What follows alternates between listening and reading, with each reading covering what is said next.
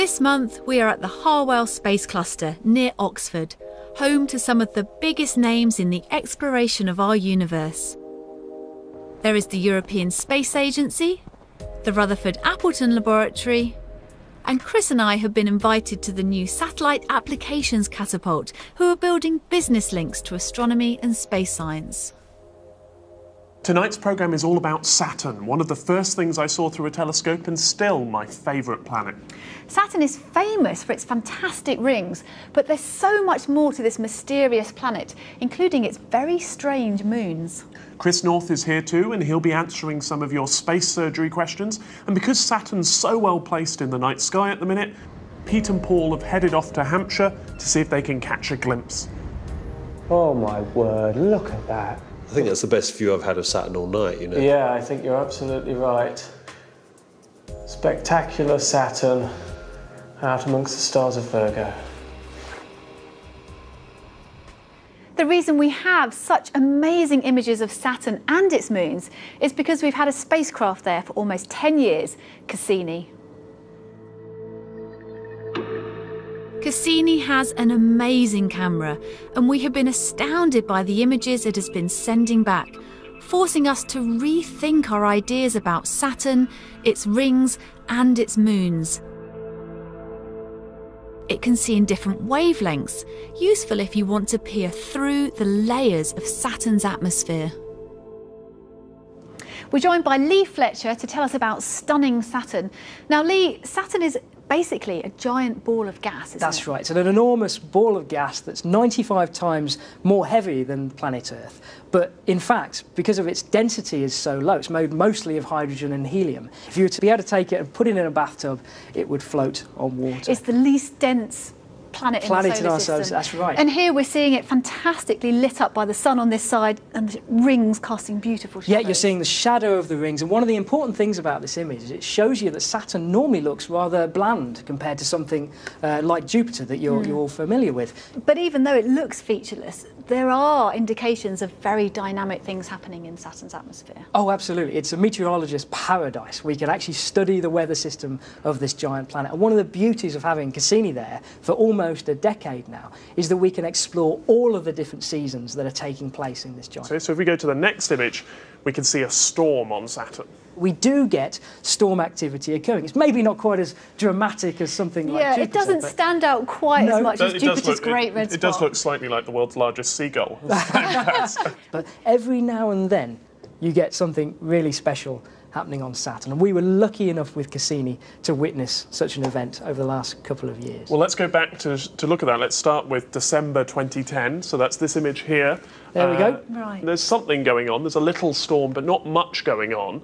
And then where should we go next? January, I guess. Oh, and it's broken out You can see the difference between these two images over just a month of time. So the storm has popped up, and it's popped up into these winds that are rapidly circulating around Saturn, and it's starting to be drawn. And actually, let's go on to February 2011. You can really see what that's done to the storm. So this storm has been stretched out.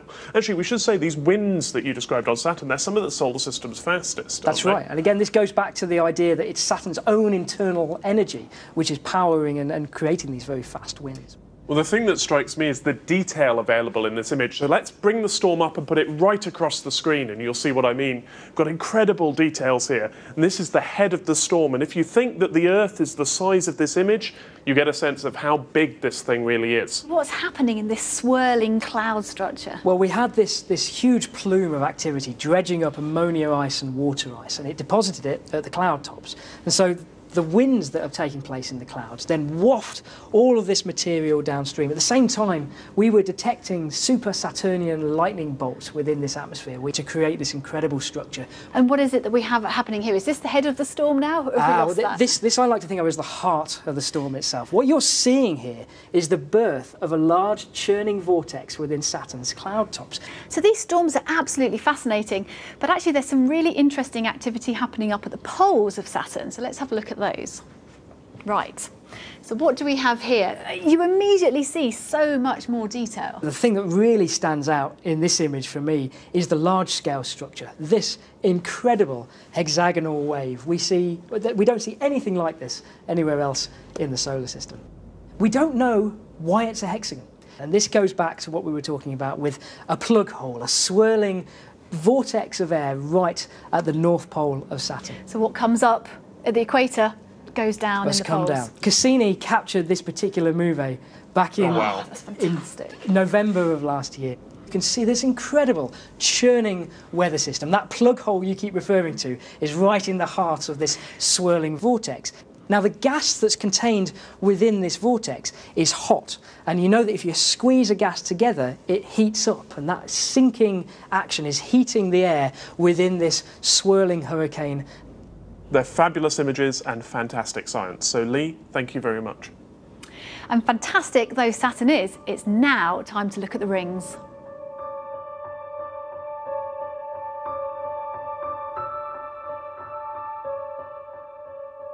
The rings of Saturn never fail to look spectacular.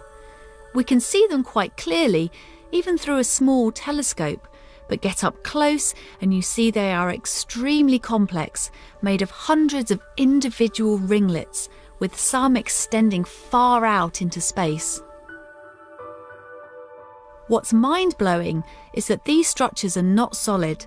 They're made largely of tiny pieces of ice, dust, and small rocks. There are small moons running round within the rings, called shepherd moons, which create gaps and form these amazing structures. But Saturn's rings still hold many mysteries. Crucially, we still don't know how or when the rings were formed, but there are a couple of opposing theories. This is a fantastic image of Saturn showing its rings beautifully on our video wall. Now Saturn's being backlit, the sun is setting behind, you can just see the sunlight coming through here, and this is us here on the Earth, but they look absolutely fantastic, Chris, these rings. It's amazing to see the Earth through Saturn's rings, but the rings themselves are exciting too. And new results from Cassini have told us they're even more interesting than we thought. One thing that surprised me was that the rings are thinner than we thought. They're just in places 10 to 30 metres thick, so that's about the height of a 3-storey building. And something that thin produces this spectacular structure. One of the other mysteries about the rings is how old they are, and people have argued that because they're very bright, they must be made of fresh water ice, or they have fresh water ice within them. And if there's fresh ice, that means they're young rings, no more than a few million years old. But you could also argue that the rings are in fact very old, and they're something that formed close in time to the formation of the planet itself. It's one of the key things that we need to understand about Saturn. Whether the rings are old or young, they're certainly beautiful. But we can't talk about Saturn without also mentioning its family of amazing moons. The moons of Saturn are strange, wonderful and plentiful, with the current tally running to 62, most of them discovered within the last 15 years. There's Mimas, the Death Star moon, with its large impact crater. Then there's Iapetus, the yin-yang moon, and thanks to Cassini we now know that its odd colouring is due to dust sprayed onto it from the tiny moon Phoebe. Still mysterious, though, is the ridge of 10-mile-high mountains around its equator. Weird Hyperion looks like a big sponge, and is probably more similar to a pile of rubble than a solid moon. And finally, there's Enceladus, perhaps the strangest world of all, with its fountains of water spewing into space and feeding Saturn's E-ring. The discovery of Enceladus's fountains by Cassini was remarkable, and it took some plucky flying. Something strange had been spotted in the magnetic field around the moon's south pole, but to investigate this tantalising clue, the spacecraft had to go dangerously close to the moon. Following up on this hunch was the responsibility of Cassini's Michel Doherty. What was it that first made you realise Enceladus had something unusual going on? The magnetic field looked different. When we looked at the data, we could see that it was draping around Enceladus, so it was almost as if it wasn't able to go down onto the surface of the moon. So something was holding it off. There was an obstacle that shouldn't have been there. It was almost like there was an atmosphere. So we thought we'd be brave, and we went to the Cassini project. I spoke to the guy responsible for the spacecraft and I said, I want to fly much closer to Enceladus than planned. And he said, oh, that's cool. So they changed the third flyby to be 173 kilometers above the surface. And fortuitously, it was going to fly below the South Pole. And that's when we realized that there were actually cracks on the surface, which the imaging team called tiger stripes. And out of these cracks, water vapor was leaking. And so that was the atmosphere that we had seen. And so you've got this leaking water. Where's it coming from? There's a liquid source underneath the surface, a water ocean of some kind. Why it's there, we don't know, because Enceladus is small. It should have cooled down a long time ago. So something is keeping its interior warm, but it's not only water. We've seen organic material as well. Now, organic means chemicals, complex chemicals with carbon. Carbon, nitrogen, methane, benzene. All we know is that at this little moon that we thought was a dead body, there is a liquid reservoir under the surface. Dust, water vapor, organic materials are leaking out. For me, Titan is the most exciting of Saturn's moons. In the 1980s, Voyager, in flying past, saw an orange ball with a thick, hazy atmosphere made up of nitrogen, methane, and complex hydrocarbons. It's taken Cassini, with some help from its tiny lander Huygens, to show us what Titan's surface is really like. In January 2005, Huygens was released from the mother spacecraft. This descent movie shows it plunging through the atmosphere, being buffeted by winds which blow at up to 300 miles an hour. On board, a microphone recorded the eerie sound of a moon, 1 billion miles away from those of us listening in on Earth.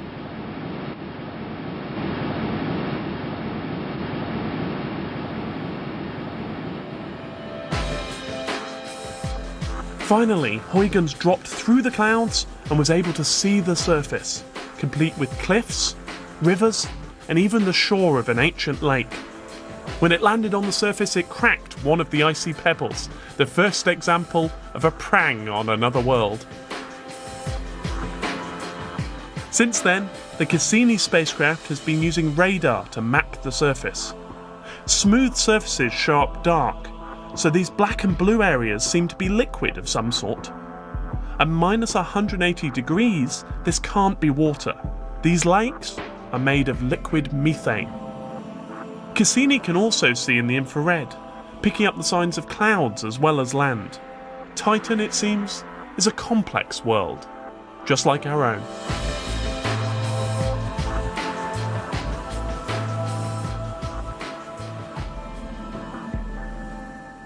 What we've learnt about Titan since Cassini arrived has transformed our view of this fascinating moon. And with us to discuss those new results is Annie Wellbrook. Welcome to the programme. Thank you. Now, what we've got here is a beautiful image of Titan, but what exactly is it showing? This is actually showing the terrain of Titan, so we can see the brighter areas are actually high plains of Titan, and the darker areas is kind of the surface. So all these different terrains, it's actually very similar to Earth. If we go to the next image that we've got, we can start to see some of these Earth-like features. And I mean, this is an incredible image. This is presumably a river. Yes, absolutely. It's kind of feeding into a lake on the left there. You can see, how the river's meandering, and it's just like a river on Earth, really, isn't it? But if we're talking about rain, we're talking about weather. So does it change as the seasons change? Yes, Cassini has now been in the Saturn system for almost 10 years. We can now start to observe seasonal changes, and that's such an exciting thing to do because we're realising that actually the seasonal changes are, again, similar to Earth's seasonal changes. And where does all this methane come from on Titan? What's the source? It has been kind of a mystery for a while because there's all this methane in the atmosphere and it gets broken apart by sunlight. For a long time, scientists have thought that there must be a source replenishing the methane, but actually there was a recent paper where they talk about maybe the methane isn't being replenished and Titan is going to run out of methane in tens of millions of years. That seems really quick. Yeah, in planetary terms, that is not a very long time, actually. But I didn't know about this, and I'm really disappointed. This is actually really upsetting, because I wanted Titan to be a place with methane, with oceans, with lakes, with places where life might have even got started. You know, people thought of it as a laboratory for the early Earth, and now you're telling me that might just be the last few tens of millions of years. Maybe. I mean, it is, at the moment, it is a theory, and there's still plenty of methane around, you know. In your lifetime, it's not going to run out. so don't worry about that. Well, that's good to know. Whether we're down on the surface or up at the top of the atmosphere, there's no doubt this is a fascinating world. So thank you so much for coming to tell us about it. Thank you very much. You know, when you think that all we used to know of Titan was that it was an orange ball, it's now amazing to think what might be going on beneath these clouds. Our exploration of Saturn has come to an end, and we're coming back down to Earth to find out about a camera that's being built right here. At the Rutherford Appleton Laboratory, they are getting 2 very special cameras ready for space and a journey to the International Space Station. Looking at Earth is a magical experience. You never get tired of an astronaut's view of our home planet. There are no space cameras available to the public which can see the Earth's surface in detail until now. When fitted, we will be able to look at the Earth's surface, making out metre-sized objects for the very first time. Called EarthCast, it's a Canadian venture with Russian and British partners, and Tom Morse is the electronic design engineer who's working on the project. Right, so we're here at the entrance to the clean rooms where the cameras are being assembled. In order to go in there, we need to get all kitted up in the clean room gear to make sure we don't do anything that will contaminate the cameras. I feel like I'm being some sort of dinner lady. Right, a face mask here. So if you hold on to that bit, Yeah. just put it over your head. Aha, here we have it. Okay, so here we have the high-resolution EarthCast camera. This is going to be mounted on a steerable platform on the Russian segment of the International Space Station. It's going to be taking videos, 3 frames a second, looking down onto Earth and beaming those pictures down to Earth so that anybody can access those at home. Absolutely. What size features will this telescope be able to pick out? This is going to be able to pick out features about 1.1 metre on the ground. So you'll be able to see houses, you'll be able to see sporting stadiums, you'll be able to see natural disasters taking place on the Earth from space. What about the other camera? That's right. What will that one be doing? So as well as the high-resolution camera, we've got what we call the medium-resolution camera. And that camera is going to be pointing directly down from the space station, scanning across the Earth at 17,000 miles per hour, and building up strip images of the ground as it passes over. And as the Earth rotates underneath that orbit, it's going to build up a picture of the entire Earth. And how frequently will this camera be able to build up a complete snapshot of the Earth? We're looking at revisiting each spot on the Earth about roughly every month, something like that. And this is a totally new kind of project, isn't it? We haven't had these kind of images publicly available before. Exactly. So the point of EarthCast is to give everybody on Earth the perspective that you can get from the space station. People in their armchairs at home are going to be able to log in with their laptops or their phones, and they'll be able to see what an astronaut's eye view is like from space. The cameras go up to the International Space Station in October, and I know I'll be giving it a try. It's back now to stunning Saturn to join Pete and Paul in Hampshire, who hope to see it in the night sky.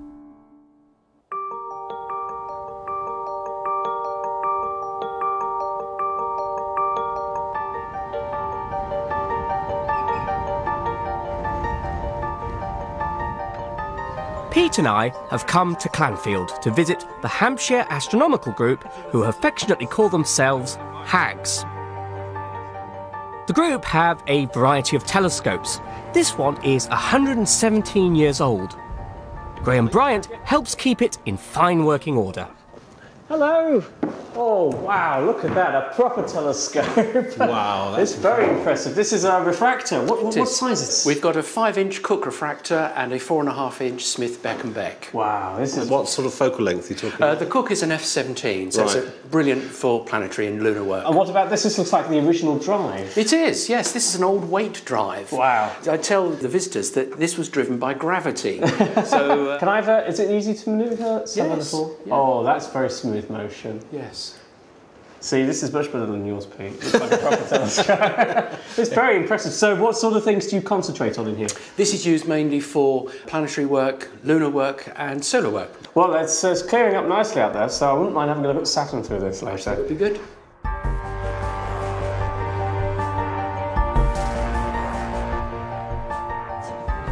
The sun is setting, and it's time to brave the elements and set up the telescopes.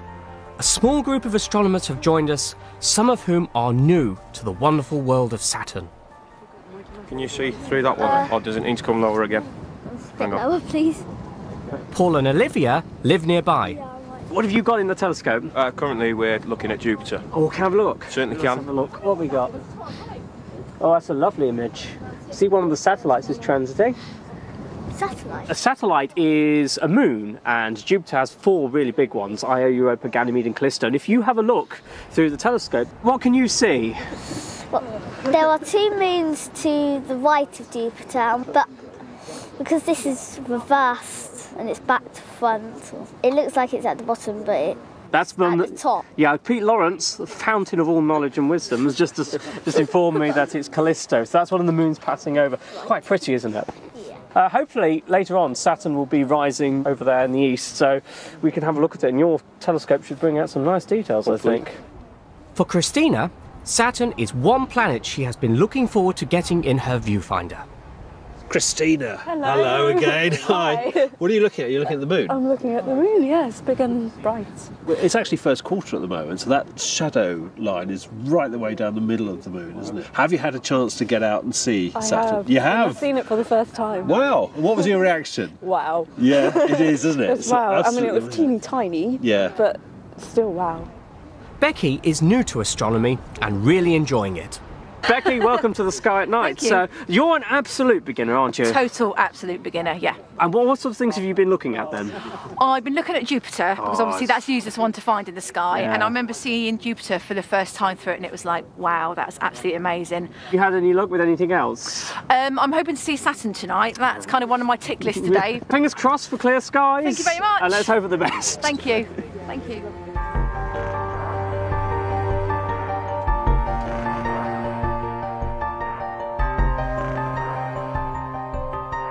With a small telescope, you can see Saturn and its rings and some of the moons. But with a bigger one, you can see much more detail, such as the subtle banding on the planet.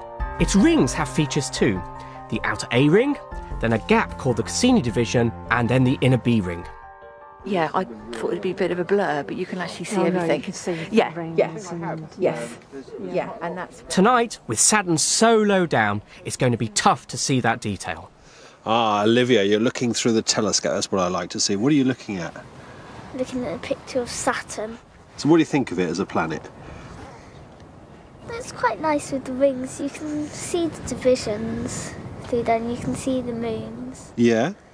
When you're looking at the rings, so you've got the planet in the middle, and you've got the rings that go around them, so you can see the gap between the rings and the planet. You can see that? Yeah. Yeah. Can you see in the rings that there is a sort of dark line running round between the rings, sort of dividing them up? It's not easy to see, though. It's sort of. Keep a look out for it, and it will get better. So we're with Becky, and you've done something brand new tonight, haven't you? Yes, I have. Go on, tell them. It's totally amazing. I've actually found Saturn through my telescope. Well done. You've got your little 3-inch telescope here. Yeah, that's It's right. obviously Saturn, isn't it, with the Yeah. rings and Yeah. the satellite. So you must be very proud. Oh, I'm really proud. It took me a while, but I'm so excited that I found it. It's absolutely brilliant. You have to be patient when looking at the planets, especially Saturn with its gentle pastel colouring. Keep looking through the eyepiece and that detail should emerge. Come and have a look at this. Your perseverance will pay off. Oh yeah, you can start to see the shadows on the globe now. If you'd like to find Saturn in May's night sky, go to our website at bbc.co.uk/sky at night. Pete has some helpful star charts. There are some nice globular clusters, such as M13. You'll find charts for those too. Yep. Oh, that's amazing. Beautiful, isn't it? Wonderful. We have one more chance to see Saturn with the old telescope. Hello there. We thought we'd come back for a final view of Saturn through this magnificent antique piece of yours. Well, it's a very nice steady view at the moment. Do you want to take a look, Pete? I'd love to have a look. Go on, you go first. This is 117 years old, this telescope. That's incredible. It looks so beautiful, doesn't it, in this light? That's just gorgeous. Is it a good view? It's absolutely beautiful. That's the classic view that looks as if someone's cut out a picture of Saturn and stuck it on the front of the telescope. Let's have a look then. It's lovely, absolutely beautiful. And where's the focusing? There it is. All right, let's have a look. What we got? Oh my word, look at that. That is a magnificent view. I have to say, I think this is better than the view in your 24-inch. Yeah. That the magic is always there. Spectacular Saturn out amongst the stars of Virgo. Well, thanks, Graham, for showing us Saturn in this beautiful constructed telescope. I think this has been one of the best views of Saturn, Pete. It has, in a long time. Thank you very much, Graham. That's been brilliant. You're both most welcome.